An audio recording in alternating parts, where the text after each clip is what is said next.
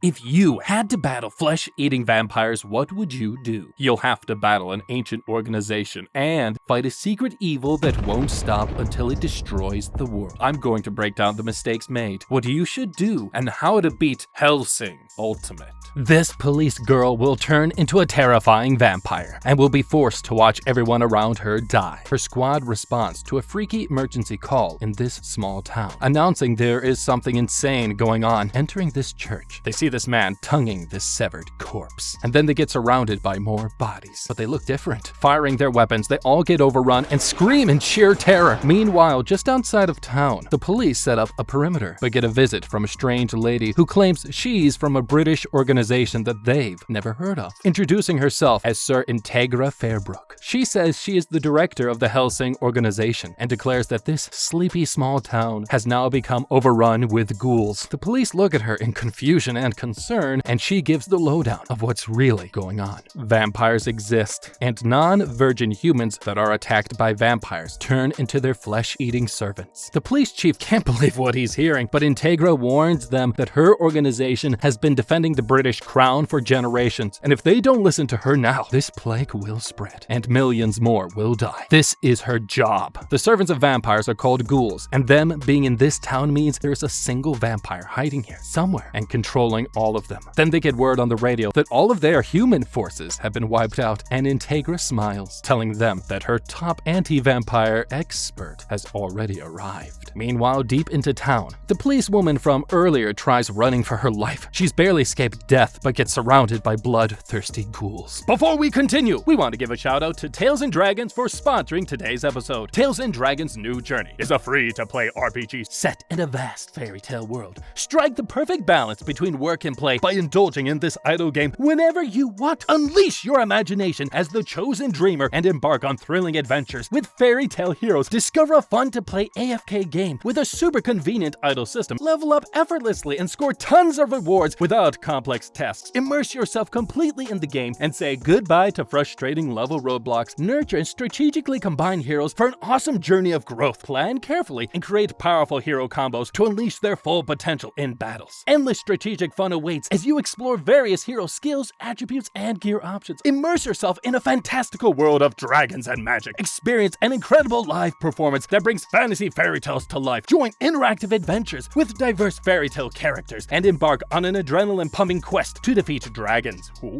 Start magically with 1001 free draws upon login. Unveil over 100 captivating fairy tale characters and collect rare heroes. Build a powerful team or complete your hero collection with this amazing bonus, making leveling up a breeze. Are you up for the challenge? Get in on the action and download the game now absolutely free. Just click the link in the description or scan the QR code on your screen right now. And for a limited time, enter the code TNDLUCK for 500 diamonds and more, worth $30. Now, let's get back to the video. Alright, look, this is crazy. That's why to survive, I would have relied on the terrible UK police payment system. Let me explain. The town of Cheddar, by the way, my good weeps, is actually a real place, and it's located in Somerset, England. However, sometimes things really don't make sense over here because the average police response time on average in city areas is around 7 minutes, but that can often double to around 14 minutes, so, you know, give or take. That being said, the fact is that these cops showing up and being as surprised as they were was really strange, because all of these vampire zombies are located in one spot. That means that all of them were either turned into flesh-eating monsters at the same time, or they got turned elsewhere and then all gathered in the church here. And even if this place is a nest, turning all of these people and moving them as a horde into the church, if you've ever seen any zombie movie, you know that hordes of flesh-eating monsters typically make a mess wherever they go. And because of this, the cops, due to their short response time, think they would have seen something, right? These cops fell into the classic move of shooting against a horde of flesh-eating monsters and not running away just because it looks cool type of crap. I say, screw that. You're only getting paid 23 to 28,000 pounds a year. Have a different career, because no job is worth getting a bite-sized hole in your face. This vampire tells her that, she looks tasty, and he'll make her his servant for eternity. She looks death in the face and screams just as this mysterious man shows up, attracting everyone's attention. He tells this vampire that he is death, but the vampire laughs and commands his ghouls to kill the stranger, firing thousands of bullets. The stranger falls over, but that's when the faint sound of the dead man's laugh gets louder and louder. The moon above them turns blood red as the dead man's body begins to emit black smoke, and he rises from the floor, fully regenerated, and he whips out his monster piece, shocking this vampire and all of the ghouls around them, getting obliterated in mere seconds. This vampire quickly realizes that this stranger is carrying with him holy ammunition, and finally understands that he is up against the one thing that can defeat his kind. Another vampire, but this one's different. Panicking, the bad guy grabs the police girl and holds her hostage in front of the red-dressed vampire, but it smiles and asks police girl if she's a virgin. Confused and in shock, she yells the word yes. Taking out his gun, he fires one round right through her chest, killing the vampire and her. He walks over to the dying woman and apologizes for killing her and says that she now has a choice to make. She doesn't have much time left, and it's a choice that's going to cost her her life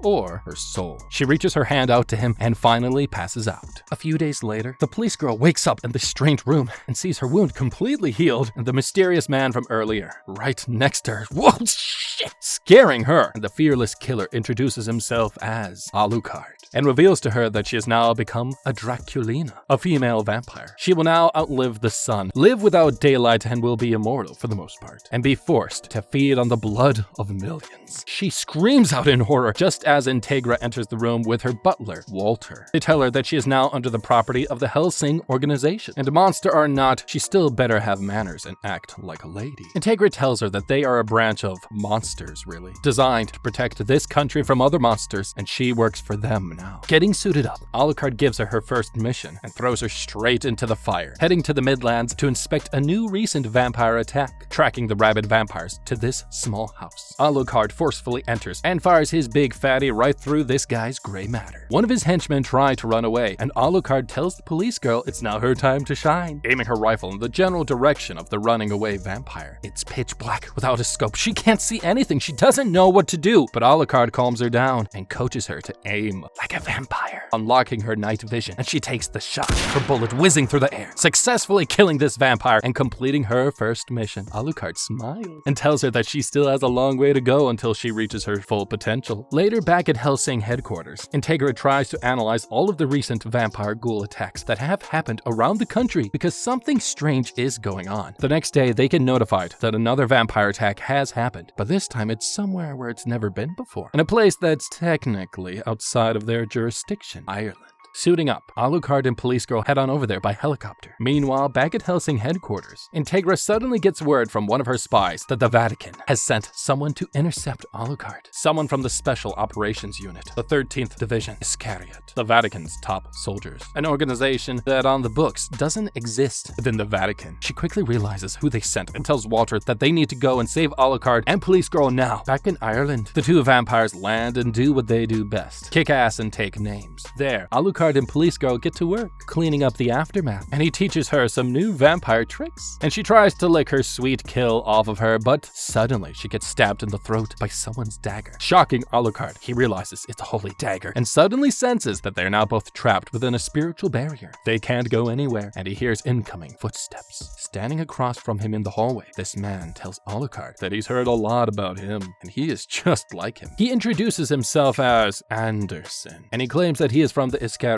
branch and is the Vatican's top soldier, and that this is the first time a vampire ghoul attack has happened on their land. And as an agent of God, he will not let any Protestants get in their way. No filthy monster will raid his land, including Alucard and the police girl. Okay, this is crazy, but if I was them, I would have been way more prepared. All you gotta do is know some simple virginity ratios, predictable Catholic mindsets, and some good old zombie killing. Let me explain. Anderson here is the worst of the worst, and an absolute monster. Aside from his insane fighting skills and being able to use a Bible to teleport himself places, I mean, I don't know what's more dangerous about him. This guy thinks his mission is a holy crusade, his hatred towards the Protestants, for no reason except due to his hatred of it. And that shows us how extreme he really is. Alucard and his organization should have known that fighting vampires on land that is technically not their territory just invites problems and practically begs the Catholic Church to waltz on in and say, hey, what are you doing here? Because look, even if there wasn't a peace treaty, Alucard and his teams have the capabilities to assume that Anderson Anderson isn't batshit crazy and would likely do whatever it takes to take us down. Police Girl here, for example, also should not have followed along with Alucard. She should not have gone with him to that location, because if it takes a virgin, hear me out now, to become a vampire, most will just turn into a ghoul. For this reason, I would have made sure that she was way more ready before she got into the field, because she is unprepared as hell. I would have first picked up some more servants to join me on this mission. Having more helps means the job would have gotten done faster, and we could have left faster and possibly have been gone before Anderson showed up. Anderson reassures the police girl that he didn't strike any of her vital organs. This will be his first hunt in a while, so he wants to kind of draw it out and enjoy himself. He tells these two that he's already killed the vampire in the village, that there's no need for these two to be on his sacred land anymore. Him and Alucard walk closer and closer together, each taking a really sick, sinister delight before forcefully locking metals together, taking a good chunk out of both of them. But Alucard quickly finds out that Anderson isn't a regular priest, and he doesn't die. Stabbing Alucard, he ignites his force field against his bullets and charges right at him, locking him on the wall with his holy blades. Now trapped, Anderson reveals to him that he is no ordinary human, and that he has been engineered to kill monsters like him, and he brutally chops off his friend in front of Police Girl and blesses his kill with the words, "Amen." He laughs at Hellsing's greatest weapon and laughs like a maniac, but then he remembers that, oh whoops, Police Girl has disappeared, giving him more time to enjoy the hunt. Nearby, Police Girl tries to escape, holding on to Alucard's severed head, but quickly gets shish kebabbed by Anderson, who finds her and walks over to her, trapped in a holy barrier. She then hears Alucard's voice. His head melts and forms blood-soaked letters on the floor, telling her to quickly drink his blood so she can gain the full powers of a vampire, but she hesitates. What? And it's too late. Anderson approaches her and is about to kill her when his weapon gets shot by INTEGRA, who's just shown up. She warns him that he is in direct violation of the Hellsing and Vatican peace agreement, and that neither of their branches can afford a crisis between them right now. He laughs and calls her a filthy Protestant, charging at her, swiftly killing both of her guards, and these two lock swords. He tells her that he already cut off the head of their finest vampire warrior and says it's over, but she laughs at him and tells him that he's not really dead, like him, and says that he has to do better than that. Her family spent over 100 years trying to produce the finest vampire that has ever existed. Just then a swarm of bats burst through the window, regenerating Alucard instantly. Anderson tries to attack, but quickly realizes that he's not truly ready to take this vampire down. He tells them that he'll get them next time. Using some holy magic, he disappears. INTEGRA then tells these two that he just violated their organization's agreement. Because of this, the Vatican must pay them back. But for now, they have to focus on the bigger problem. On the way over here, she found out that a huge organization is working in the shadows. They are the ones behind this seemingly unorganized string of vampire attacks, and they need to deal with that first. Alucard asks Police Girl why didn't she drink the blood, but she tells him that she would feel like she would lose something important if she did. The group then heads back to headquarters, and Police Girl tells Alucard that her name is Saras, but he doesn't care because, well, she looks like a police girl, so to him, she is now forever Police Girl. Reaching back to Hellsing headquarters, they hold a very important meeting with the leaders of their company, planning their next steps, and have no idea that somewhere deep within the shadows, a horrifying army is preparing to declare a terrifying supernatural war on Britain and the world. INTEGRA tells everybody in the meeting that she finally found a lead on the cause behind the vampire attacks. She says she found this on all of the vampires they've killed. It monitors their vital signs and also functions as a camera and a microphone, meaning these vampire attacks have not been random at all. They're being led by someone. They've also realized something shocking. Usually when there is an army of ghouls, there is one or two virgins in the group that get turned into vampires. This hasn't been the case recently, because even little boys and girls have all turned into ghouls as well. Before Anderson attacked them, he also told them that he already killed the vampire way earlier. But if that's the case, this means that the ghouls in Ireland were being operated by someone else, someone who wasn't anywhere near the battlefield. INTEGRA thinks they're at war with something, or someone as good as them, and with way more resources. That's when they hear a huge rumble from above, on the ground floor of their headquarters, and they get shocking news that vampires have infiltrated their secret base, getting word that their forces are getting quickly overwhelmed. She tells them to buy time while she signals for Police Girl and Alucard and her butler to come save them. And that's when they hear a knock outside of their giant steel door by a vampire. He introduces himself as, I'll call him Beanie Guy, and he tells them that they are here to kill everyone at this meeting. Meanwhile, deep in the soundproof basement of headquarters, Walter gets into a fight with Police Girl and says that since she is not drinking blood, sleeping in a coffin will be the only thing that can prevent her from losing her vampire strength. She finds it super creepy, and it's at that time when INTEGRA calls them on the phone and tells them what's going on upstairs. They must try to stop these two vampires, since they can't wait for backup to arrive in time. Walter Walter and her create the game plan. They'll split into 2 teams, using the air ventilation shaft for Police Girl and Walter to enter the conference room to provide support, while Alucard deals with, well, everything else, including the second vampire headed down here. Alright, this is crazy. That's why in order to save everybody here and win this situation, I'm going to pack everybody into one room tighter than a pack of sardines. Let me explain. Helsing Manor is the best organization and located on London's outskirts and guarded by some of the best men. What doesn't really make sense here is how weak their security is. I mean, seriously, these guys just showed up at the front gate and completely overrun the place. You would think that this organization deals with some of the most dangerous threats in the world. They would have had at least, oh, I don't know, a more fortified base, because they're dealing with a lot of super strong, tough enemies in this business. I could go on forever about this. For one, they had a lack of sensors around the base, they had no cameras present, as well as they only had 2-man security at the front entrance. For comparison's sake, MI6.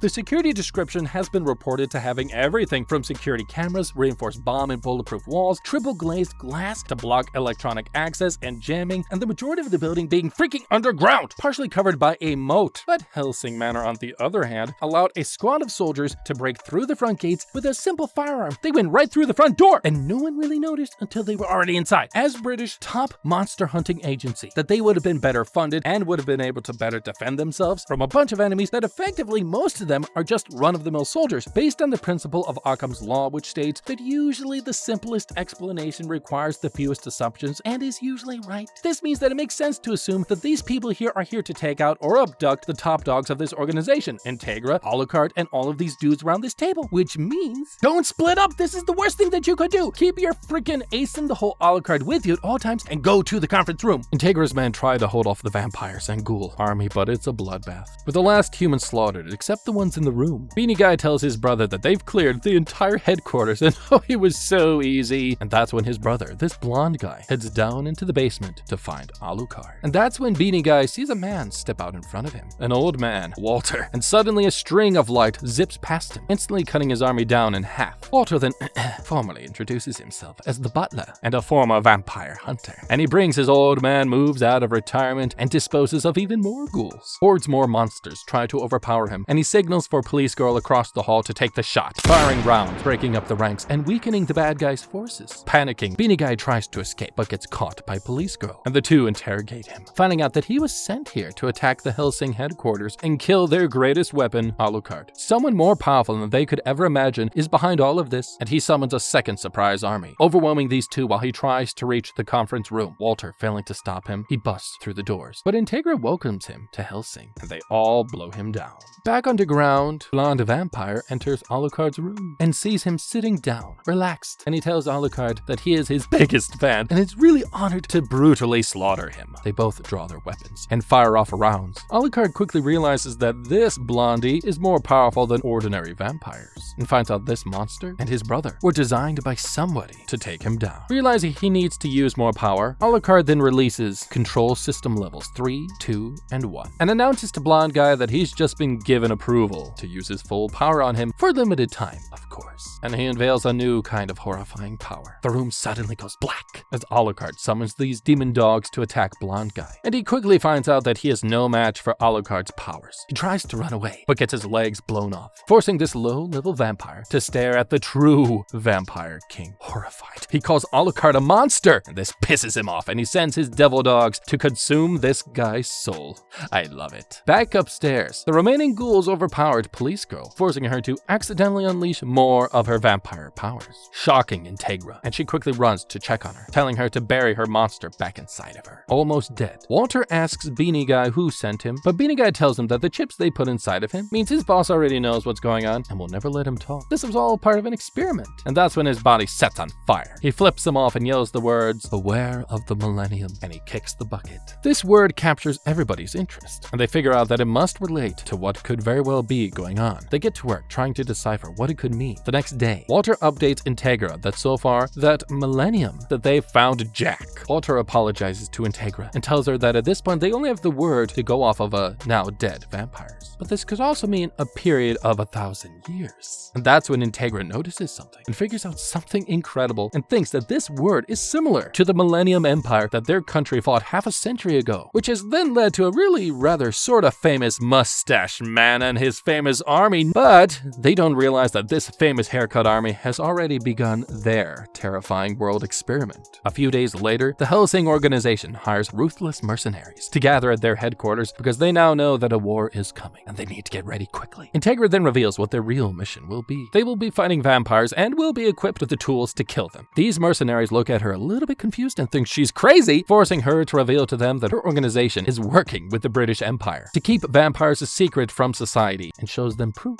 Police girl. The mercenaries laugh and this guy walks over to her, instantly getting flicked back by this 5-foot little tiny girl that has the strength of 20 men, shocking them. And just then, Alucard also pays them a visit through this wall, terrifying everybody here. And INTEGRA tells them that they will be hired also to protect him while he sleeps. Walter then bursts in and announces that an important letter has arrived from the leader of the Vatican's most feared fighting force, Iscariot, Enrico Maxwell. She heads on over to meet with the leader of the organization, showing up in neutral territory, this public museum. Meeting with this man, Maxwell. He tells her he didn't come to England to fight, but after what happened with Anderson in Ireland, she doesn't trust him. And he gets annoyed and tells her that the Pope has sent him personally to deliver something, whether she likes it or not. The tension in the room forces Alucard to appear and warns this guy that if he keeps disrespecting her, he'll kill him right here. Maxwell smiles and reveals his own bodyguard and the man they met earlier, Anderson, showing up and ready to kill. The two alphas come at each other and are unable to keep their cool, forcing both sides to tell them to chill out. Sheesh. And just then, Police Girl comes in and saves the day, dragged along by these two innocent museum visitors. Everyone now calm Anderson and Alucard to leave, while Maxwell and INTEGRA talk business outside. He tells her that the Vatican has found out what she already knows. They have a common enemy hiding in the shadows, and his organization has found some information on them. He hands her a file, revealing to her that 50 years ago, after World War II, the remaining supporters of Mustache Man fled to South America, and that place has now become a stronghold for them. Suspicious, INTEGRA asks him how the Vatican knows about this,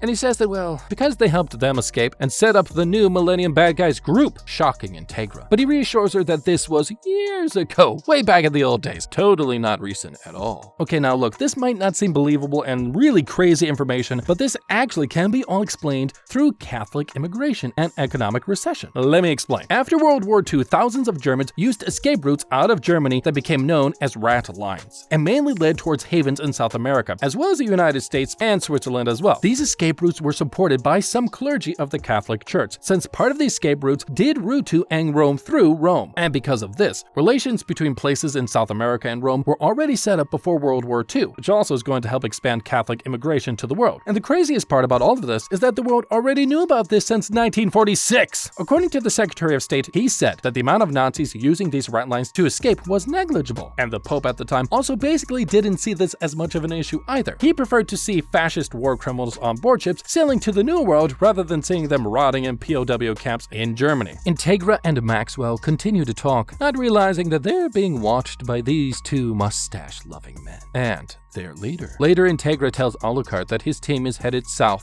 to Rio de Janeiro, but not to party, but to go and find out more information about the Millennium Group, figure out their mission, and, well, search and destroy. Flying down there, they reach their hotel and get ready for their mission. That night, Police Girl is woken up by Alucard and tells her that something strange is going on, and to turn out the TV and find out that, well, their hotel is now surrounded by Rio's entire police team, led by this guy, this Mr. Tuber Clan Latin mustache-looking guy, and he announces that they killed a few innocent people at this hotel, which is total BS. INTEGRA suddenly gets updated by what's going on with her team and find out that the Vatican hasn't really learned their lesson from last time and are now trying to mess with them again down in Brazil. She worries that Alucard will kill everybody there because she is not down there to stop him. Back in Rio, Alucard laughs and gets ready to brutally slaughter everybody here in order to reach his objective. The police soon surround the top floor and have Alucard cornered. Approaching the entrance, they bust in and see Alucard. They open fire and blast him to bits, but his body quickly regenerates, instantly coming back to life, and he lunges at the police, biting all of their heads off. And this one last survivor gets so scared that he decides to leave permanently. Police Girl then comes out of hiding, shocked at how many humans Alucard has killed. He notices her shock and tells her that she needs to focus on the job. He then receives a call from INTEGRA asking,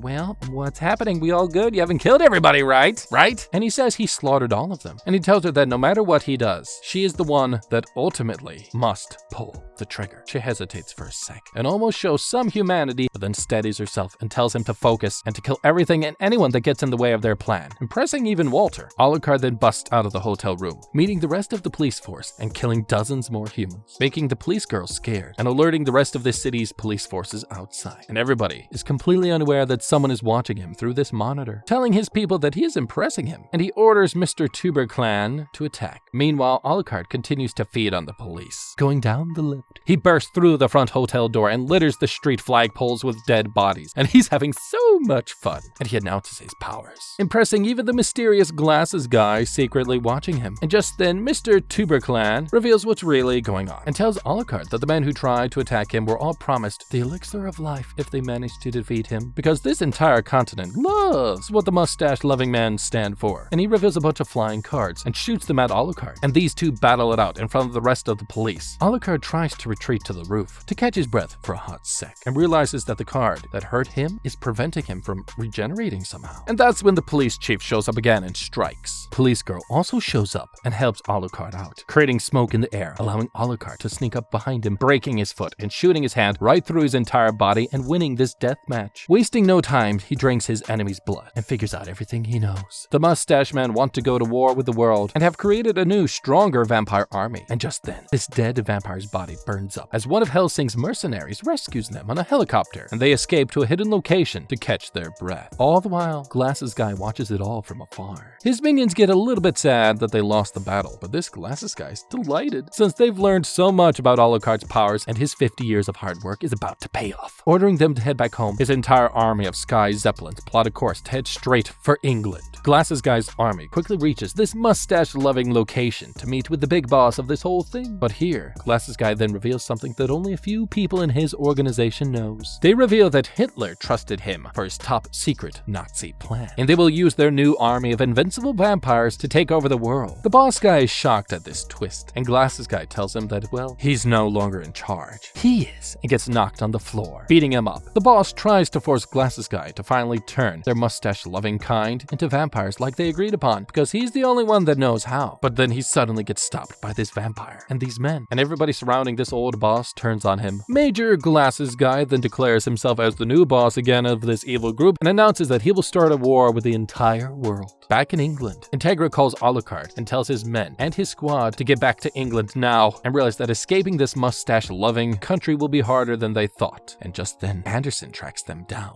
and bursts through their room, and he tells them that the Vatican has provided them with a pardon letter and safe passage to get back to England safely. Finally arriving back in England, Alucard and his team meet with the Queen. He approaches her and she tells him that he's never aged a day since the last time she saw him, and he reciprocates with some really cheeky vampire flirting. It's pretty cool. And there, Iscariot's the highest-ranking leader, Enrico Maxwell, shows up. He then reports what's actually going on and who Glasses Guy really is to everyone. 55 years ago, after World War II, his people attempted to create a vampire army, but him and young Walter stopped him, but they refused to give up and have returned with their new and improved army, and Millennium is their last battalion. But then suddenly, this little kid German vampire interrupts their conversation, putting everyone on edge and sticking him up. But the German kid says that he's just here to give a message. Putting a TV on this table, the kid quickly checks out Police Girl and says, "Guten Tag," and then gets back to turning on this TV and reveals who is on the other side of this call. Major Glasses Guy, and he reveals his horrifying plan, showing everybody that he's gone mad with power, killing the rest of the mustache party of his, telling everybody that he just wants to watch the world burn, showing that this guy is loyal to no one but himself.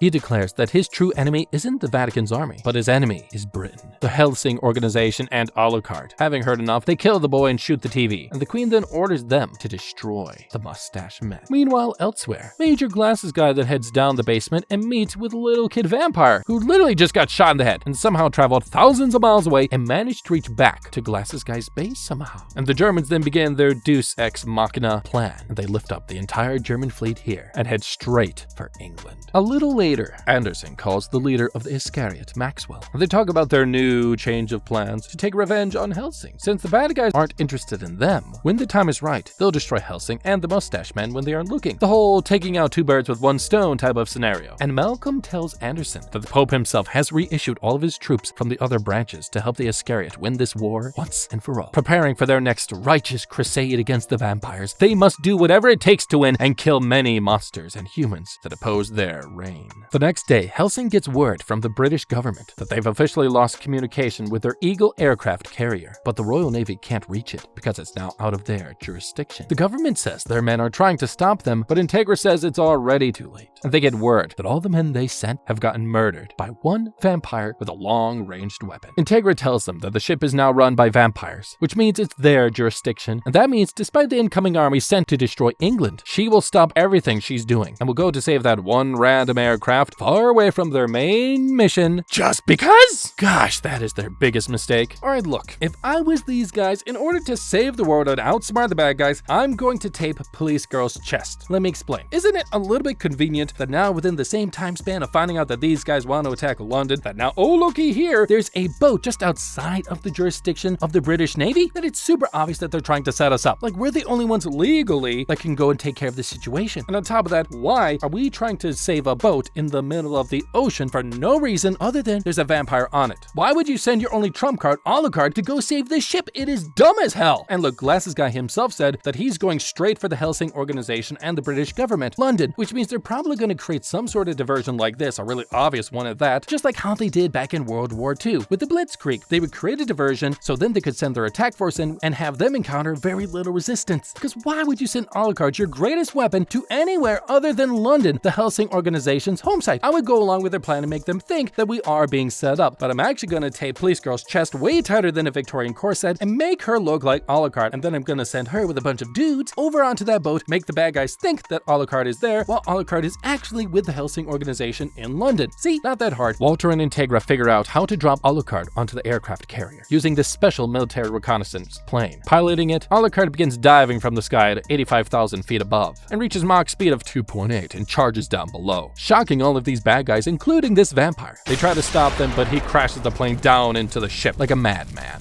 setting everything on fire. Arising from the flames, he easily murders all of the troops here, forcing this vampire to watch in horror. She tries to duel him using her magical rifle that never misses, but Alucard easily stops it and quickly overpowers her, feasting on her flesh. And Major Glasses Guy watches it all unfold through his cameras, telling everybody that she performed her mission perfectly. With Alucard now trapped at sea, Major Glasses Guy gives his men one last motivating speech, telling them how much he loves war, death, and screams of his enemies, and blah blah blah, and blah blah blah blah blah blah blah. While this guy's nuts, and he tells his 1,000 vampire-strong battalion that they better make Daddy proud. And his Zeppelin soon reach the city of London, forcing everybody to watch helplessly, including INTEGRA, as they get ready to prepare for the bloodshed of millions soon to occur. So guys, what do you think? Did you like the video or didn't you like the video? Let us know what you think about it. Don't forget to like, subscribe, and leave a comment down below. And as always, don't forget to check out our How to Beat playlist.